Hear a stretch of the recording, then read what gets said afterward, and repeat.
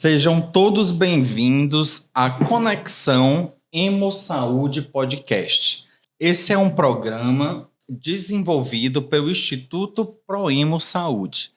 Hoje nós vamos estrear o nosso primeiro episódio, já com chave de ouro, em que nós iremos falar sobre os 40 anos de criação do Centro de Hematologia e Hemoterapia do Ceará.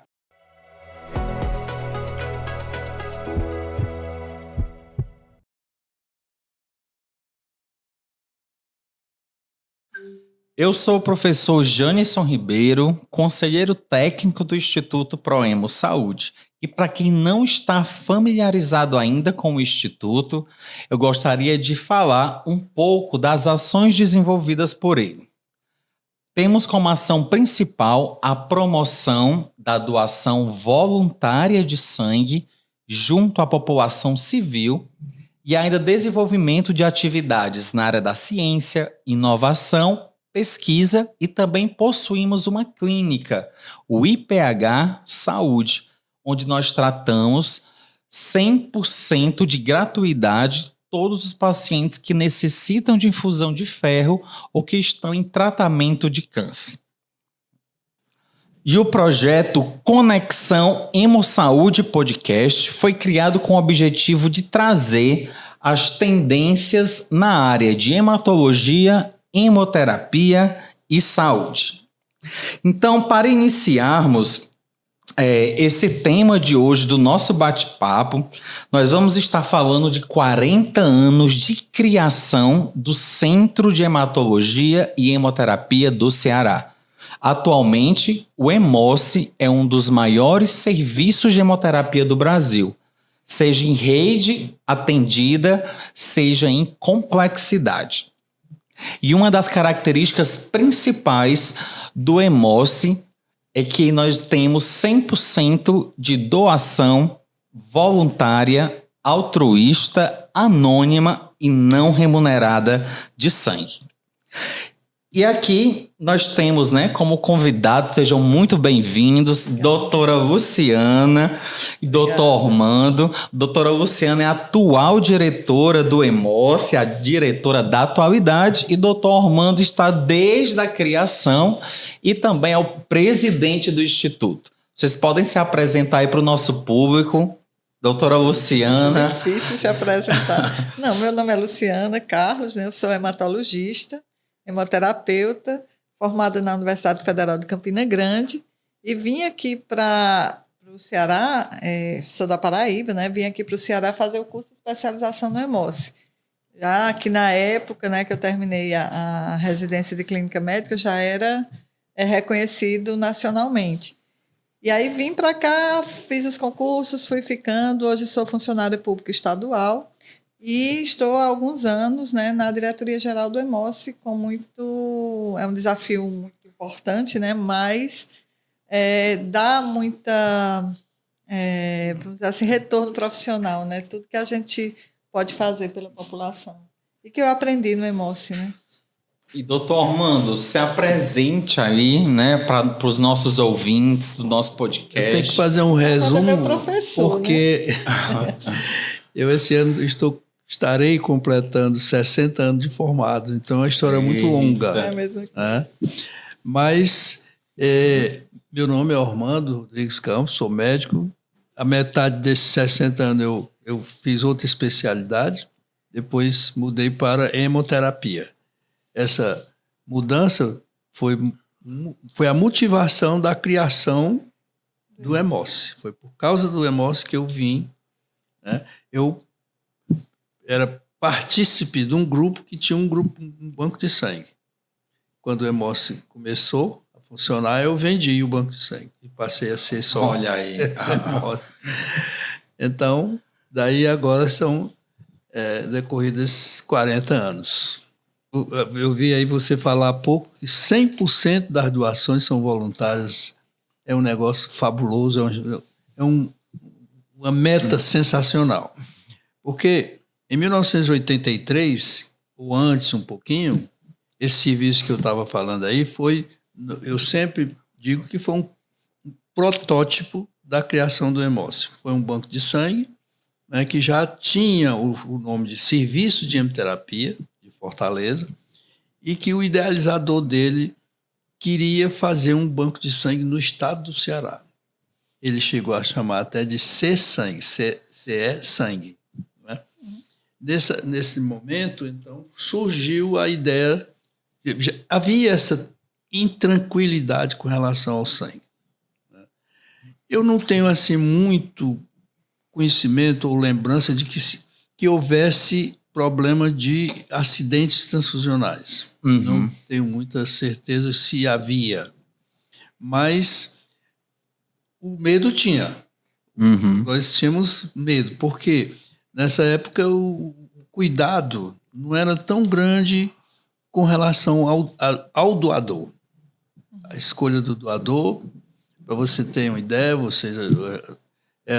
nós tínhamos um corretor. Chamava o corretor, ele ia na Praça da Lagoinha, arrumei 10 homens para doar sangue. E eles vinham e a gente examinava muito superficialmente, verificava pressão, às vezes peso, pressão, e colhia-se o sangue. Aí depois tinha um lanche, era um suco, qualquer coisa desse tipo assim. E nós fazíamos exames grupo sanguíneo RH, chagas, sífilis e hepatite, só. Hepatite B. Hepatite B, só. Bom, esse sangue ele era colhido em frascos com vácuo. Né? Em frascos? Não tinha ainda... Esse serviço, chamava-se ProSangue, foi pioneiro no uso de bolsa. Uhum. Tem uma história muito interessante. Nessa época, foi criado aqui em Fortaleza o Hospital Batista. Uhum. E o Hospital Batista recebia tudo dos Estados Unidos. E tinha um amigo nosso lá, um colega, né, da diretoria, que ele chegou para nós e disse: rapaz, eu estou recebendo umas latinhas azul que ninguém sabe o que é. E tem negócio de banco de sangue escrito em inglês. Né? Aí levaram lá para nós. Aí nós vimos as bolsas, eram umas latas azuis, assim, que tinha 2 bolsas, ou eram 4, não me recordo. Assim. Aí o que nós fizemos? Não podia vender, porque era doação dos americanos. Eles disseram: nós estamos precisando de soro fisiológico. Aí o ProSangue comprou soro, dava para o Hospital Batista, e o Hospital Batista nos dava a bolsa. Então, por quê? Nós tínhamos comprado a primeira centrífuga refrigerada da cidade de serviço particular. Eita.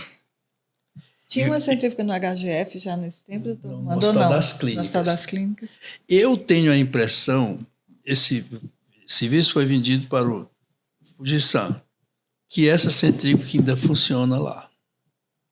Eu tenho a impressão.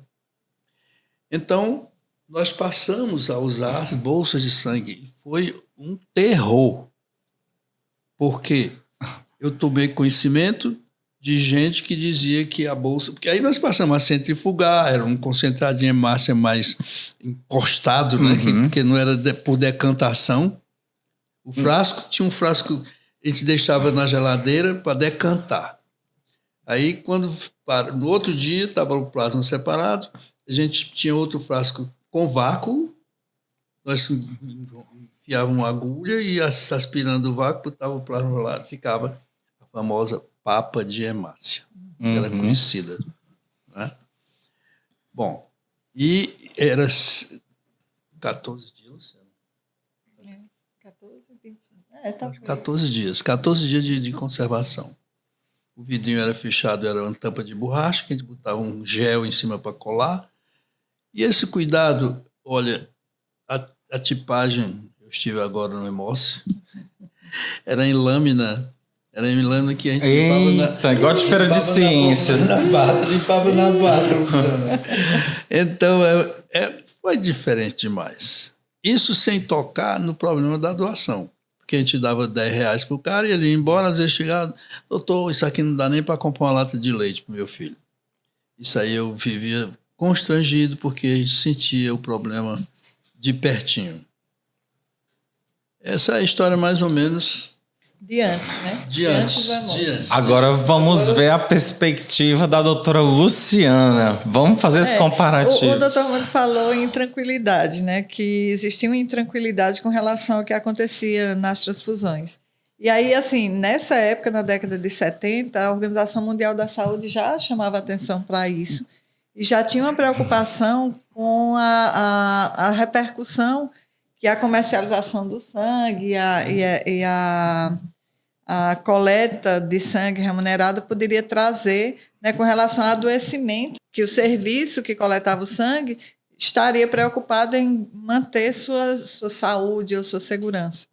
Então, assim, existe uma insegurança muito grande. Eu acho que o senhor foi muito feliz quando o senhor falou a palavra insegurança, porque uma inquietação, porque era realmente isso. E aí já tinha essa preocupação da Organização Mundial da Saúde, que já falava, né, que os países precisavam organizar serviços públicos que trabalhassem dentro de uma outra lógica, não na lógica da comercialização. E no Brasil tinha o doutor Gonzaga, né, em Pernambuco, que tinha trabalhado com a França, né, no convênio, na cooperação franco-brasileira, e tinha toda essa discussão aqui no país também. Então, não foi só uma coisa do governo decidir, foi uma coisa da própria sociedade, né, querer uma solução melhor, dos próprios médicos quererem uma segurança maior para os seus pacientes.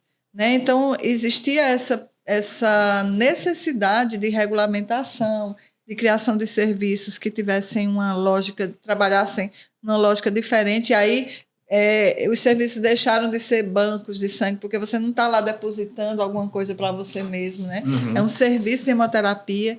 E aí, nessa década de 70, houve toda essa preocupação. Tanto é que o Hemócio foi criado em 71. A lei de criação do Hemócio foi em 71. E a partir dessa criação, né, se começou a fazer a construção, toda a estruturação em relação a equipamentos, a capacitação de pessoal, porque um dos grandes problemas que o francês, Pierre Casal, que veio ao Brasil em 69 pela OMS, um dos problemas que ele viu de dificuldade do serviço de hemoterapia do Brasil é que não tinha pessoas capacitadas qualificadas. E aí, essa década de 70 foi importante por isso. Então, assim, o doutor Armando fez parte dessa... Ele foi muito sucinto no que ele contou, mas ele fez parte dessa necessidade de mudança, né? E apesar de ser uma pessoa que vinha de um serviço privado, né, teve toda essa preocupação de trabalhar a transfusão, tanto para os doadores como para os pacientes, de uma forma segura, dentro de requisitos sanitários, dentro de regulamentações, porque não é fácil você se submeter a obedecer essas coisas, né, doutor Armando? E aí o Hemócio nasceu, né, já com esse compromisso, né, de ter na doação voluntária altruísta de sangue a sua forma de trabalhar e de ter a responsabilidade de atender os doadores e os pacientes com segurança. Então, assim, eu aprendi, quando eu cheguei o Hemócio já existia, etc. e tal, mas eu aprendi no Hemócio essa responsabilidade com a segurança do doador e a responsabilidade com a segurança dos pacientes. E aí, quem era o paciente? Porque o problema é que o paciente é só aquela pessoa que está na sua porta. Eu acho que o grupo que pensou o Hemócio foi muito feliz quando pensou o Hemócio Estado. Né? O senhor falou nessa questão do ser sangue, né? E aí ficou Hemócio, no fim ficou ao contrário. Né? Mas essa preocupação do paciente, quem é o paciente do serviço de hemoterapia? Todo e qualquer paciente precisa de transfusão. Ele não é aquele paciente que chega no seu serviço, que tem prontuário no seu serviço ou que está naquele lugar onde o serviço está. Então, é o estado todo. Essa preocupação foi muito importante. Tanto é que hoje a gente tem uma rede organizada que atende os 184 municípios do estado, que atende mais de 500 serviços, né, entre hospitais, clínicas, UPAs, etc. Por quê? Porque a gente já nasceu, o Hemócio já nasceu com essa ideia, né, de abrangência, de abranger todo mundo. E aí depois, quando a Lei 10.205 veio, quando a Constituição veio e a Lei 10.205 vieram, né, lá 20 anos depois que o Hemócio já existia, foi como se elas validassem uma coisa que o Hemócio já fazia. Então, ele não faz por causa da lei. Ele já fazia, ele já trabalhava desse jeito. E aí foi muito fácil se adequar quando a lei surgiu, porque o espírito da lei já existia dentro do Hemócio. Eu acho isso uma coisa muito bonita. E no Hemócio e na Hemorrede, né? Outros serviços do Brasil também tinham esse pensamento. Então, não é que a lei veio para mudar a realidade, a lei veio para, vamos dizer assim, no meu pensamento, se eu estiver errado, o senhor pode discordar de mim, mas a lei veio para consolidar uma coisa que tinha sido construída pelos próprios serviços. Necessidade. Isso. O surgimento da lei, né? Isso.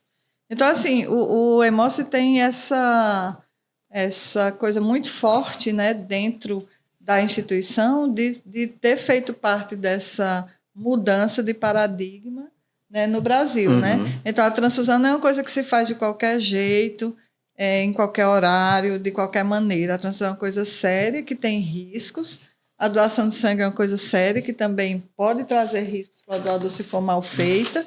E aí cabe ao serviço de hemoterapia público ser o guardião, né, dessa forma correta de trabalhar, com segurança para doadores e pacientes. Mas aí o Hemócio não é só isso, né? Você pediu para eu falar, eu falo demais, né?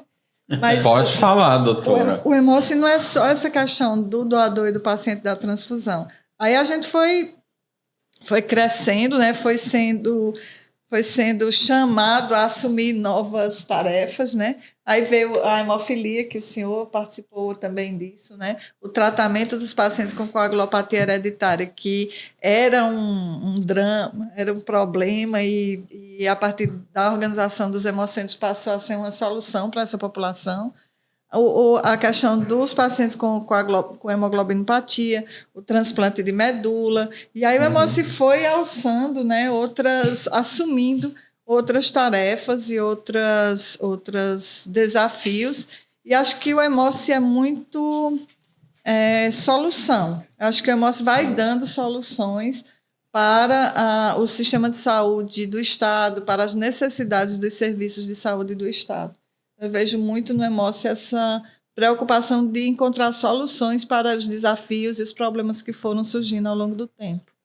E a grande solução, Luciana, no meu entender, que foi assim chamaria um limite, antes e depois, foi o surgimento da AIDS. Sim. Essa doença trouxe uma preocupação tremenda e medo para todo mundo. Essa época foi logo depois do início do funcionamento do Hemócio, 1983, e eu estava na missão de arranjar doador voluntário. Né? Aqui nós já existia um trabalho nesse sentido, já não se pagava mais doação de sangue, não se pagava mais, tinha havido um consenso com os donos de banco de sangue antes, e nós tínhamos suspendido. Mas o trabalho foi grande, porque o objetivo que a gente tinha era assim, vamos arranjar outro tipo de doador. Não é o doador que nós tínhamos antes. Então, eu enfrentei gerente de banco que dizia que se doasse sangue pegava AIDS. Ave Maria, idade das trevas, gerente de banco que dizia que podia dar anemia aguda, se doasse sangue morria de anemia aguda. Isso repercutia num grupo que eu ia às vezes fazer palestra.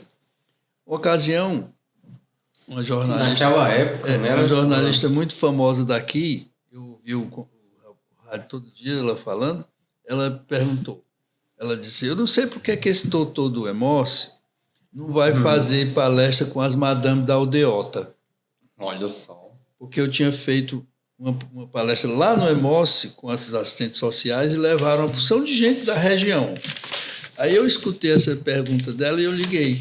Aí, olha, a senhora perguntou isso aqui. Né? Aí eu disse, olha, sabe por que eu não faço a palestra com as madames da aldeota? A senhora quer saber? Pois não, diga, doutor. É porque quando a madame da aldeota precisa de alguma pessoa de sangue, ela traz a empregada dela para doar. É essa a resposta que eu tenho. Então, eu, em vez de ter um intermediário, eu já vou direto para o pessoal. Mas, então, isso aí nós conseguimos com muito trabalho. Mudar, né? Muito trabalho, nós tínhamos um ônibus.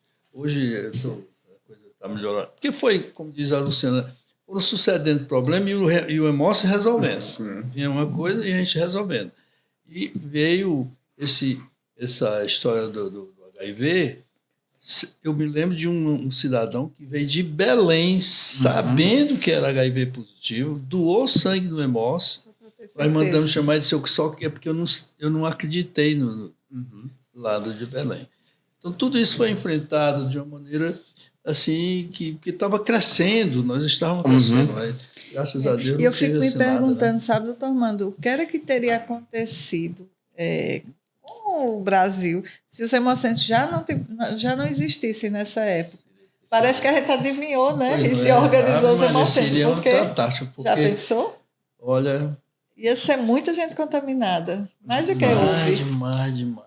Porque o objetivo do banco de sangue, eu não participei assim com muito. Eu fui entrar nessa história lá já com o Hemócio, né? Mas a gente tinha notícia. Tinha notícia de. Aqui tinha um cirurgião cardiovascular que ele dizia: Armando, olha, tem aquela história, vai para São Paulo, né? No começo, a cirurgia cardiovascular, ele ia muita gente, o pessoal que tinha dinheiro ia para São Paulo. Aí ele disse: olha, os doentes daqui que vão se operar em São Paulo, eu já tenho vários casos de hepatite, e dos daqui não tem nenhum. Então, assim, que a gente já tinha uma certa cuidado, responsabilidade de triagem. Eu mesmo doei sangue lá no meu tempo. Assim, e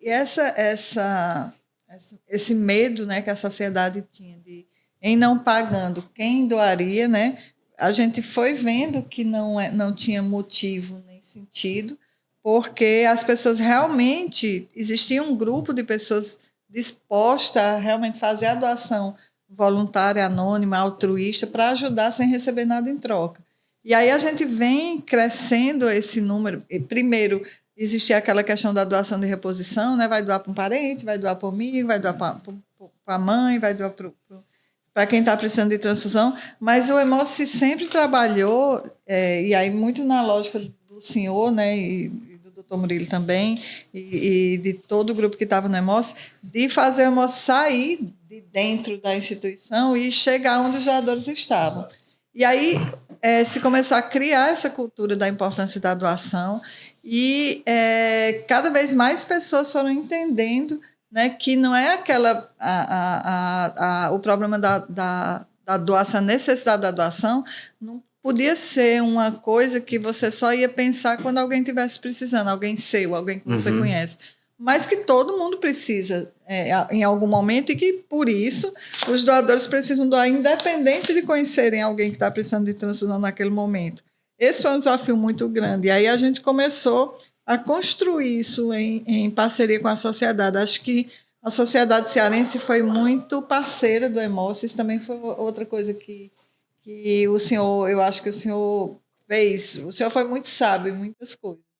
E essa foi uma das coisas que eu acho que foi muito sábio, envolver, né, os parceiros. Então, o Hemócio sempre teve shopping na época nem tanto, mas supermercado, universidade, as Forças Armadas, mas não só as Forças Armadas, a sociedade civil mesmo, municípios, pessoas que pudessem ser mobilizadores, a imprensa, né, trazer essas pessoas para multiplicar essa ideia da necessidade da doação voluntária e sair, né, dessa armadilha que existia, ou desse medo que existia de que se eu não receber nada, eu não vou fazer a doação. E aí a gente chega hoje numa situação que 98,7% dos doadores do Hemócio são doadores espontâneos. Eles vão doar sem que ninguém precise solicitar. Tanto é que aqui no estado a gente já não tem mais aquele modelo, né, a partir do Hemócio, de fazer a solicitação para quem está se internando, para quem vai fazer cirurgia. A gente não pede mais. E a gente pede para não pedir, porque isso às vezes atrapalha. Porque você bota, por exemplo, um B positivo. Precisa de doação B positivo. Quem é B positivo vai doar, e quando você precisar lá na frente, você não tem mais doador que possa doar, porque todo mundo já doou naquele período e o paciente nem precisava de tudo aquilo. Então, assim, esse entendimento de que o estoque de sangue, as doações de sangue, elas precisam ser realmente feitas periodicamente por todo mundo e independente da necessidade de alguém que você precisa. Acho que o envolvimento da sociedade nessa captação de doadores, que foi uma coisa que o grupo que pensou o Hemos fez muito bem, né? O ônibus o tempo todo, quer dizer, sair para a praça, ir para o interior, não ficar esperando apenas que os doadores chegassem no Hemos, mas indo até onde as pessoas que podem doar estavam, fez com que a gente tivesse esses resultados que a gente tem hoje. Né, de você poder dizer, não, nenhum paciente do estado do Ceará hoje que precise de transfusão vai ficar sem receber, porque a gente tem um estoque tranquilo, tem um estoque adequado, tem os 6 hemocentros estrategicamente distribuídos no estado, de forma que essa necessidade da transfusão seja atendida a tempo e a hora. Né? Claro que existem situações mais específicas de sangue menos frequente, de grupos sanguíneos mais difíceis, mais raros, que às vezes você precisa chamar o doador. Mas a gente faz isso, a gente não terceiriza essa responsabilidade para a família, para os amigos, ou para o próprio paciente, que já está num momento difícil, né, doutor Armando? E aí você ainda dizer, você, além de se cuidar, se tratar, tomar os remédios, não sei o que, fazer sua cirurgia, você ainda tem que arrumar doador. Então, assim, isso é uma coisa, é um testemunho muito importante, que o resultado que o Hemos consegue mostrar hoje, né, de que não pedimos essa doação, não trabalhamos com doação de reposição e temos o estoque tranquilo e muito tranquilo. E às vezes eu penso assim, alguns serviços dizem, se a gente não pedir doador de reposição, a gente não vai sobreviver. E tem problemas. E a gente não pede doador de reposição e a gente sobrevive sem problema. Será que pedir o doador de reposição é realmente uma solução? Eu também não acho que seja. Nós não achamos, né? Eu aprendi com o senhor. A solução é essa que nós encontramos até agora, né? Porque está dando muito certo. Exato. Porque Eles começaram sempre bem assim, tímidos, né? Aí, Com postos de coleta, pequenininho. Às vezes a gente ainda tem... Eu sou solicitado, né? Ainda, né? Eu digo, olha, não precisa arrumar doador de sangue. Tem sangue no Hemos. No momento, esse não é o momento de você se preocupar com sangue. Ficar preocupado com o seu paciente, com o seu amigo, seu filho, sua mãe, seu ente querido. Uma conta, né? E o Hemos é que toma conta desse problema de sangue. Esse era sempre o que eu gostava de dizer. E continuo com a mesma ideia. E eu aprendi e continuo dizendo. Então não tem necessidade. O Hemos tem condição de atender com certeza, com tranquilidade, qualquer necessidade de sangue, a não ser numa calamidade. Mas a gente tem uma estrutura tão forte, né? Que a gente é capaz de dobrar a coleta se for preciso. Exato. Porque a gente tem um número de cadeiras de coleta acima do que a gente precisa no mínimo. Então, assim, se houver uma calamidade, se houver alguma coisa, obviamente que os estoques não estão sempre preparados para isso, embora a gente tenha uma tranquilidade. Mas aí a gente vai poder responder, porque a instituição está preparada também para dar essa resposta rápida, de aumentar rapidamente o número de coletas e o número para atender um aumento do número de transfusões. Então, a gente tem esse olhar também, né? A gente tem essa estrutura pronta para dar uma resposta caso seja necessário. Né? E aí, doutor Armando, a interiorização foi um desafio muito grande para o Hemos, né? Os hemocentros regionais. Como é que... Por que vocês se meteram nessa? Porque, assim, Porque era assim, se a situação em Fortaleza era triste, difícil, imagine no interior. Eu nunca esqueci de duas histórias que eu posso contar. Uma pessoa que saía do Crato para tomar uma transfusão de sangue em Fortaleza. Né? E lá em Barbalha, eu soube de uma história que uma paciente chegou lá de emergência, na obstetrícia, que precisou de sangue. E não tinha, foi à noite, não tinha banco de sangue, porque o sangue no Cariri era assim, Vai operar, o dono do banco, ou a pessoa que fazia a transfusão, ia na casa do doador, colhia o sangue e levava para o hospital. Antes do hemócio. Eita, era domicílio. Era desse jeito, nem examinava nada. Era braço a braço. Aí era braço a braço. Então, o que aconteceu? Precisava urgentemente de uma transfusão. Foram na enfermaria do hospital ver qual era o paciente que estava melhor em condição e esse doente doou sangue para essa criatura. Era essa a situação. Então, nós fizemos, criou-se a política estadual do sangue, muito bem estruturado, que hoje está dizendo, né? Está funcionando, uma equipe lá do Hemócio, e foi estudada a população, a região, a cidade, tudo isso direitinho. E então nós começamos o trabalho. Sobral e Crato foram os primeiros.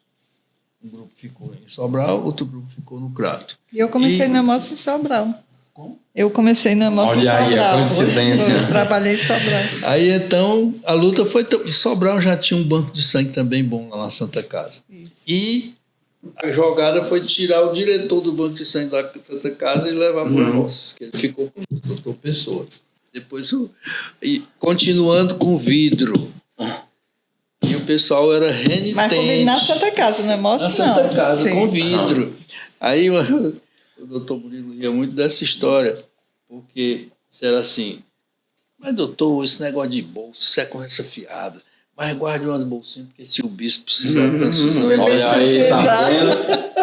Pois é, isso aqui é o melhor para si, se né? o bispo precisar tomar uma transfusão, ele tem que tomar de bolsa de sangue. Ah, tá certo. É assim.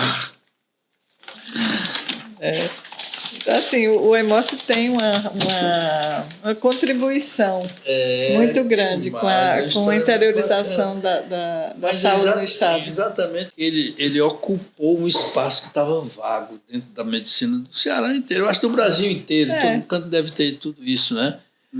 Eu não gosto de localizar ou de pontuar, porque essa história do Sul, Nordeste, do Brasil é o Brasil. Para mim, o Brasil é o Brasil. Cheio de desigualdades e de desafios.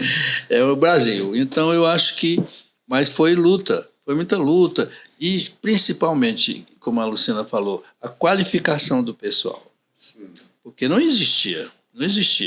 Nós demos curso para vigilância sanitária, porque um dia nós já tínhamos uma bolsa mais moderna, que aumentou o tanto de conservação do sangue, e a vigilância foi lá aqui no Aquiraz e fechou um banco de sangue, interditou um banco de sangue, porque estava tudo vencido. Aí nos telefonavam, mas está tudo... Não, doutor, aqui não tem banco. Porque disseram que 14 dias... É sangue vencido. Então, vencido, então né? O pessoal daqui precisa ter um curso. Aí fomos dizer, agora são 28 dias. E agora são 40. Agora 40, então é evolução, né? Evolução. E aí o Hemócio tem uma coisa que também, como eu disse, o senhor teve várias ações, né, de sabedoria, essa foi outra. Que é a questão da inovação, né, doutor Armando? O Hemócio sempre buscou, né, incorporar tecnologias que qualificassem a transfusão. Então, assim, a questão do Baficote, né, nem todo mundo sabe, mas o Hemócio, em 97, foi o primeiro serviço das Américas, né, do Norte e do Sul e América Central, a desenvolver essa tecnologia, até a plaqueta de Baficote, né, que é uma plaqueta... com a menor exposição para os pacientes, mas que principalmente permite a retirada do leucócito. E aí, ainda hoje, a gente, de vez em quando, porque esse Baficote, ele não está... Agora está mais, mas assim, grandes serviços não usavam o Baficote. Então, os médicos que vêm de grandes hospitais, vamos dizer assim, não aprenderam isso nesses grandes hospitais. Aí, quando chega aqui no estado, fica querendo desconhecer. Fica querendo fazer pior do que o que a gente faz, porque lá, não sei aonde... Pois é. E aí o Hemócio fez isso e qualificou tanto essa transfusão que hoje a gente é uma referência nacional, né, em termos de de produto, de qualidade do produto, de qualidade dos processos. Então, a gente tem recebido segurança transfusional, a gente tem recebido muitos hemocentros de muitos profissionais de outros estados para vir aqui no Ceará para conhecer a gente, para conhecer como é que a gente faz, para conhecer nossos processos. Teve a questão do compromisso também com a certificação. Eu me lembro que eu e o senhor fizemos um curso de auditor líder da ISO em 1900 antigamente, para entender o que danado era ISO, para poder certificar o Hemoce, né? E aí a gente achava na época que era muito difícil, mas a gente conseguiu. E aí a gente conseguiu que todos os hemocentros estejam certificados, a rede inteira, né? E agora vamos partir para fazer a mesma coisa com a acreditação. Fortaleza já está acreditado com acreditação internacional, mas o que a gente quer é mesmo que a rede toda esteja acreditada, né? Isso é uma coisa que dá um trabalhozinho, mas a gente está se preparando para isso. E a qualificação, né, da rede também para mandar o plasma para a Hemobras. Então, acho que o Hemoce tem essa questão de querer ser bom naquilo que faz. Então, o Hemoce não admite não ser o melhor. E acho que isso foi muito desse grupo que criou o Hemoce, né, doutor Armando? Eu acho que a essa Luciana está ideia. Dizendo que eu tive ideias, mas ela foi Sabedoria. muita sabedoria, mais sábia do que eu. Eu acho que foi o resultado que deu. Foi isso. Porque os avanços, depois que a Luciana assumiu, foram grandes demais. Eu sonhava, ela realizou. Porque eu vi seu sonho, né? Se a gente não sonha, a gente não realiza. Eu sonhava com o transplante da medula. Ave Maria. Sonhava. Aí eu fui lá para o Rio de Janeiro, estudei, me contaram até uma história que eu achei interessante, que o pessoal não acredita, eu também não sei se é verdade. Porque esse irradiador é feito com chumbo, pesa muito. Será 2 toneladas, 4 toneladas. Né? E botaram esse negócio... A gente teve que fazer uma base. Então, diz que compraram um irradiador de bolsa de sangue, botaram no primeiro andar de um prédio e o bicho furou o teto. Eu não duvido, não. A gente teve que fazer um reforço. Eu sei. Então, tudo isso aconteceu. Mas a evolução foi tão grande que precisou correr. E isso a Luciana está fazendo. Ela está correndo atrás e tentando solucionar. Daí, podemos mudar o assunto. Podemos mudar o assunto. O IPH. Vamos lá. Daí surgiu o IPH. As dificuldades foram e continuam a ser tão grandes que surgiu a ideia do IPH. Né? Isso. Uma instituição que pudesse apoiar, né? Apoiar, dar todo o apoio. Principalmente a ideia inicial era com relação exatamente ao recrutamento de doador. Daí o nascimento do IPH, porque nós tínhamos a principal dificuldade é que o Hemoce, que inicialmente era da Associação Maternidade, da Maternidade, sim. Da administrado pela SAMEAC, da administração SAMEAC. A gente fazia do jeito que a gente queria. Campanha de doação, a gente tinha nossas ideias, arrumava uma pessoa que nos ajudava e fazíamos. Quando passou para o Estado, aí mudou tudo. Uhum. O Estado não aceitava as ideias do Hemoce. Né? A gente tinha que obedecer às indicações, deles. a norma do Estado. Aí surgiu, foi outra necessidade, que surgiu o IPH. Nós vamos fazer isso e o IPH vai tomar conta. Só que outro dia eu encontrei com um amigo e disse assim, rapaz, o IPH cresceu tanto, isso é sinal que estava faltando. Mas eu acho assim que eu não me ocupa muito, né? E eu vejo que é uma coisa que é tão importante, ficou tão importante o IPH. O ano passado teve aqui uma reunião, primeira reunião dos Hemocentros, eu fiquei perplexo, porque tem os congressos nacionais. Isso precisa de 2 anos para organizar. E aqui foram 2 meses. E vieram quase todos. Prova de fogo. Vieram quase todos os Hemocentros. Só faltaram 3 estados. Olha aí. Então foi um negócio fantástico. Fantástico. Isso é o IPH. Aquilo ali, para mim, foi um marco dentro da história da hemoterapia moderna. E foi, sim. Foi. E eu acho que essa necessidade do IPH não era só aqui no Ceará, né? Tanto é que ele está sendo Tá sendo solicitado isso, exatamente. a apoiar outros estados estão vendo que modelo foi esse, né? É porque os problemas são comuns, né? São comuns. As fragilidades são as mesmas. As ideias é que não são comuns, As soluções não, né? Mas os problemas sim. Pronto. Aí daí veio, eu achei aquilo ali fantástico. Então, assim, eu acho que essa responsabilidade do IPH de apoiar as ações do EMOCE, né, tem mostrado isso que o senhor falou, né, a gente precisava realmente de uma instituição que fizesse isso e é também um catalisador de fortalecimento da hemorroida nacional. Né? Então, assim, outros hemocentros, a gente vê nas campanhas, as campanhas que o IPH cria, que são usadas por vários estados, os cursos de capacitação que não são restritos ao Ceará, mas que estão também circulando e recebendo alunos de outros estados. Então, assim,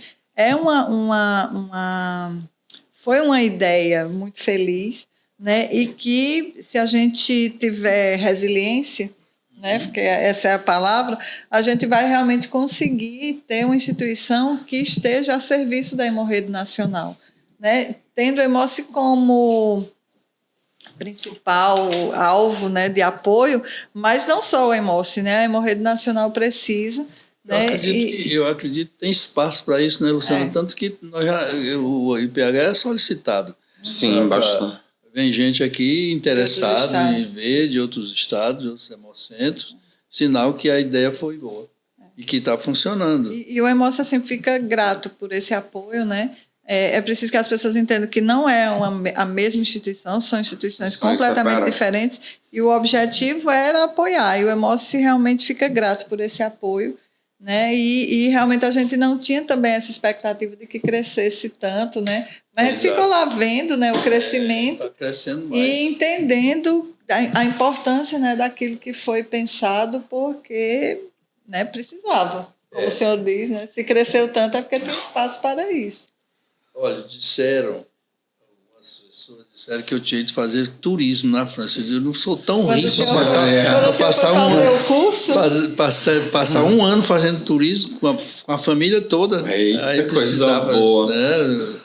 Então, eu vejo que essas ideias, a gente vê muita coisa que não tinha por aqui. Eu vi muita coisa. Eu visitei os bancos de sangue, os 4 da França, e fui na Suíça ver banco de sangue, fui não sei mais aonde, na Holanda, fui ver o banco de sangue. E então a gente começa a ver. Então, um dia a Luciana falou que lá em Lille, eu falei, Montpellier, eles queriam saber quantas bolsas de sangue tinha na França inteira. Fazia aqui uma pergunta que era... Outro dia veio um francês aí, eu perguntei se ainda tinha lá o Minitel. Aí, sabia, ele foi mostrar quantas bolsas AB negativo e tal. Aí a Luciana hoje está fazendo isso. Eu estou fazendo isso aqui no estado. Então a gente, em um minuto, a gente sabe. Né? Sim, as nomenclaturas, né, de tudo. Não, e a gente sabe, a gente consegue planejar de acordo com a necessidade, com o número de bolsas que a gente tem em estoque, que doadores a gente vai convocar amanhã, onde é que a gente... qual é o ritmo de coleta que a gente vai precisar ter essa semana, esse mês. Então, assim, a gente consegue total, isso. Né?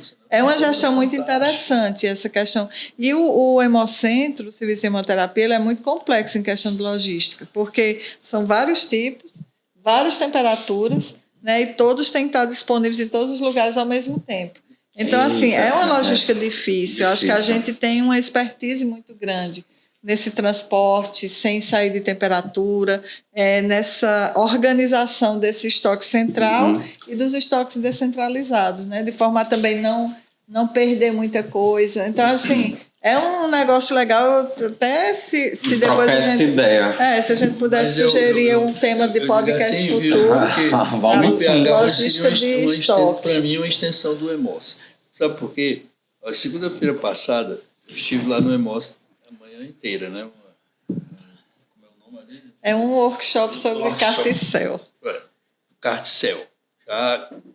Mais do que o transplante de medula. Imagina aí o que é isso aí. Que eu fui curioso. Mas eu digo sempre para meus amigos, toda vida que eu vou no Hemócio, eu me emociono. Porque tinha lá 2 paulistas, um do Einstein e outro Do ProSangue, da USP. Né? Da USP. E aí, depois desse workshop aí, a Luciana nos levou para mostrar o laboratório. A médica do Einstein achei engraçado. Baixar a cabeça. Ela saiu daqui impressionada com o que é o Hemócio. Ela ficou impressionada na distribuição. Rapaz, eu vejo assim um negócio tão fantástico, uma bolsa de sangue que é colhida aqui no Ceará, em qualquer dos hemocentros, ela é reconhecida no mundo inteiro. Né? O Código Internacional, né? Do ISBC. Isso é uma coisa... Eu sabia disso. Vocês temem para fazer essa organização toda, hein? Pagava não sei quanto, não sei o que lá e tal, que era muito caro, e sempre achava que era impossível. Né? Aí, no momento que você implanta, acaba a dificuldade.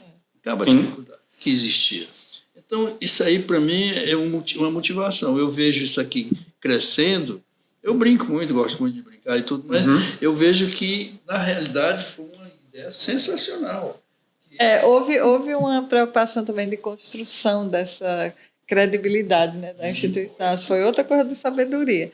Essa questão de trabalhar a marca, até intuitivamente. Né? Hoje, quando a gente vê o pessoal falando de branding, não sei o quê, trabalhar a marca, e aí o Hemócio fez isso. Intuitivamente fez isso porque entendia a importância dessa credibilidade, dessa parceria com a sociedade, né?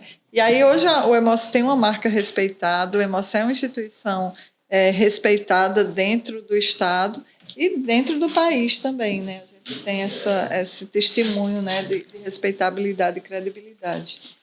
A Organização Mundial da Saúde, desde 75, já tinha documentos recomendando, olha, para você ter um sistema de saúde seguro, para você ter hospitais que atendam, que atinjam sua eficácia, você tem que ter uma transfusão segura.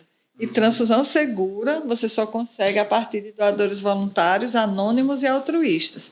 Toda vida que você tem um doador que quer doar, é motivado inadequadamente, não que você tenha obrigatoriamente risco, mas você aumenta o risco.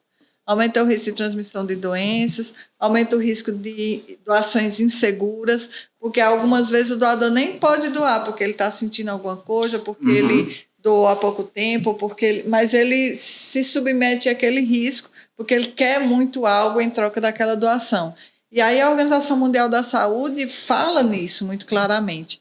Os serviços de saúde têm que ser apoiados por serviços de hemoterapia baseados na doação voluntária, anônima e altruísta. Então, quando a gente entra no site da Organização Mundial da Saúde, a gente tem alguns documentos, né, que falam isso.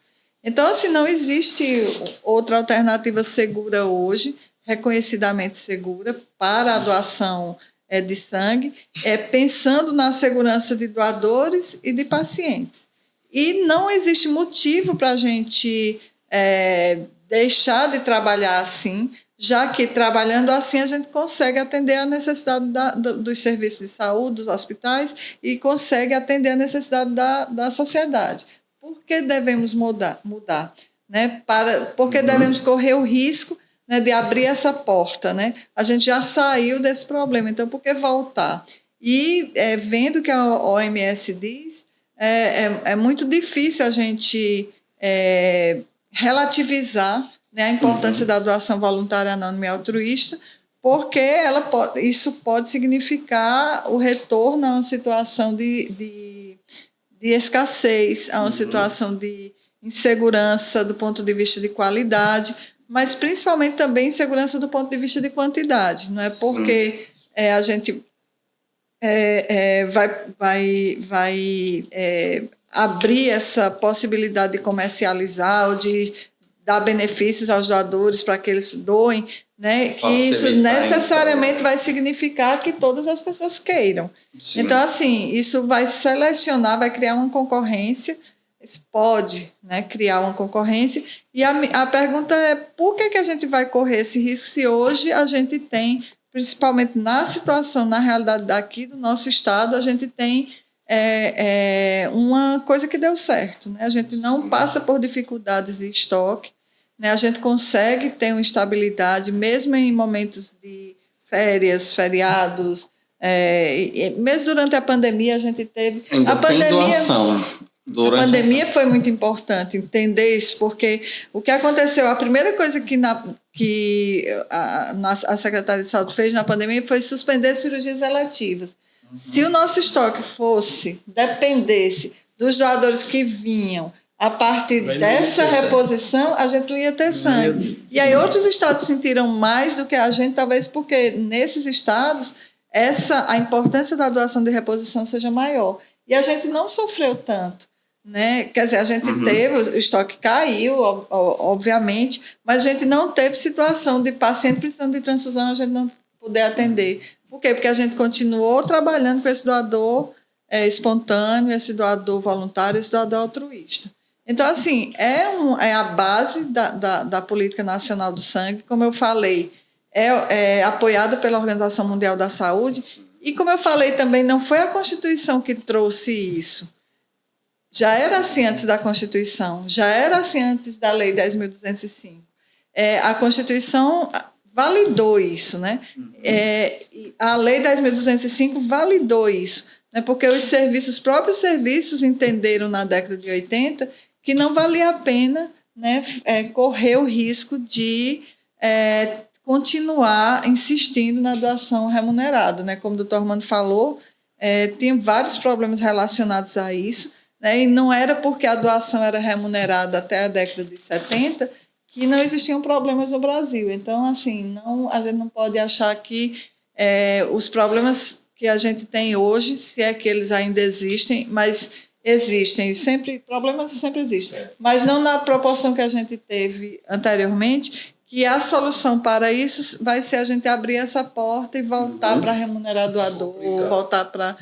eu sei que o entendimento, a PEC que está circulando, né, está tramitando, 2022, né, a PEC 10 de 2022, ela falava muito abertamente na remuneração do doador. Depois já retiraram isso, né? Já não falam mais em remuneração do doador. Mas a gente é contra a remuneração do doador com PEC ou sem PEC, porque a gente entende que é essa a forma correta e segura de lidar, né, com essa situação.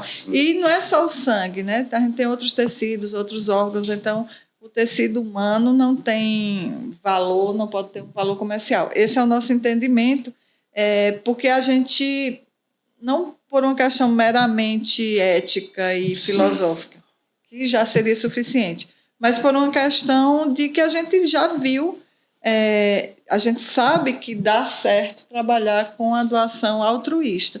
Então, por que abrir essa possibilidade?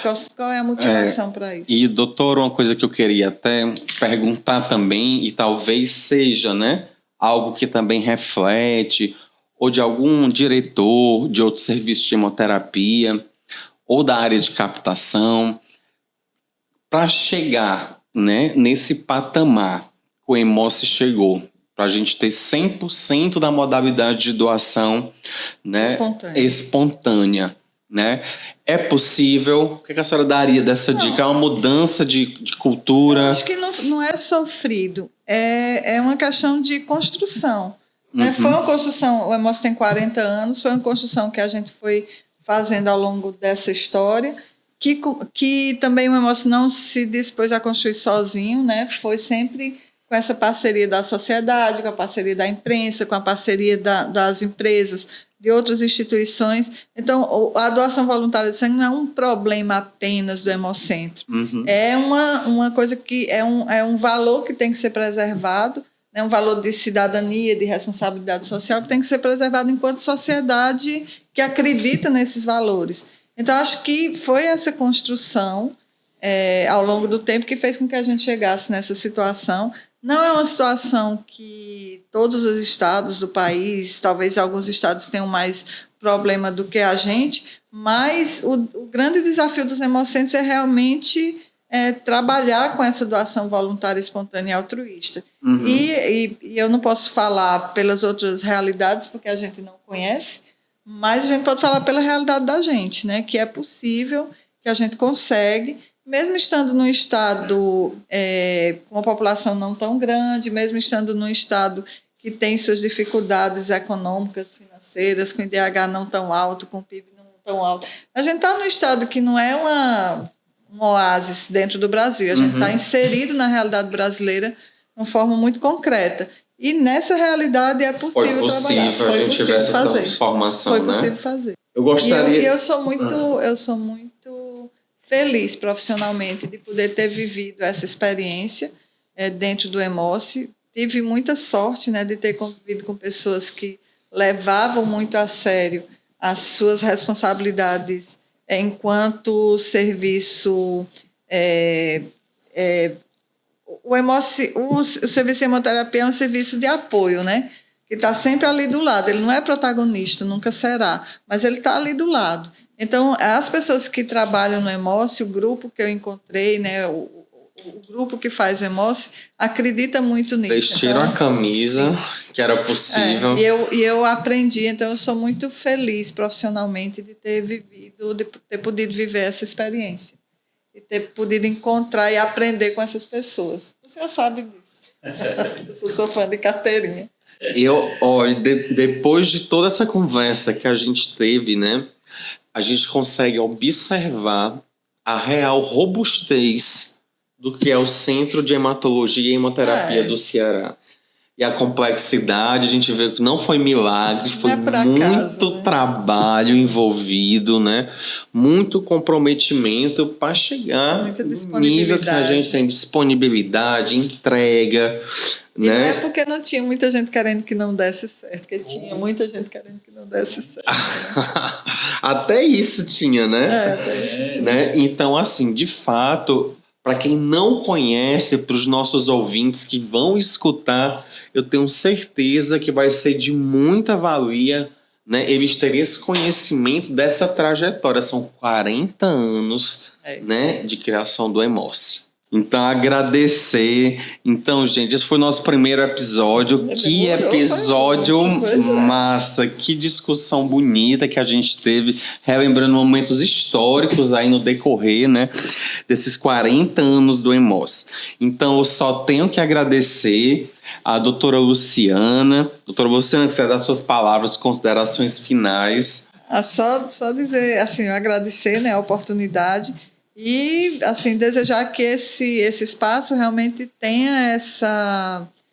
possa ajudar, né, a gente a fortalecer a hemorrede, fortalecer a hemorrede nacional, discutir, aprofundar essa discussão, e a importância da doação voluntária de sangue, mas não somente ela, né? Tudo que está em torno dela, né? Em tudo que está em torno da segurança da doação e das transfusões. Então, eu realmente podem contar comigo, né? Para que esses episódios e essa discussão, porque eu acho que é tanta coisa para discutir, né, doutor Armando, que uma hora... Dá para a gente ficar então, aqui até... Assim, então, eu acho que desejar que realmente isso seja muito profícuo e que a hemorrede do Ceará, a hemorrede nacional, aproveite muito. Usufrua, né, desse momento. Criando. Obrigado, doutora Luciana. Doutor Armando, as suas considerações finais. Você esteve na criação do EMOCE. Agora, como espectador, eu só faço torcer. E vendo as vitórias que são conseguidas, né? Sim. Para que tudo que não pare, que continue, que nós estamos no caminho certo. Vamos, com certeza. Bom isso. Com certeza. Então, agradeço mais uma vez, doutora Luciana, doutor Armando, todos os nossos, né, ouvintes aqui do nosso podcast. E falar se o primeiro episódio de estreia já foi sensacional como esse, vocês não podem perder os próximos episódios. Então acompanha o podcast, né? Fica por dentro, não perde um episódio para você estar sempre atualizado nas principais demandas e tópicos da hematologia, hemoterapia e saúde. Obrigado.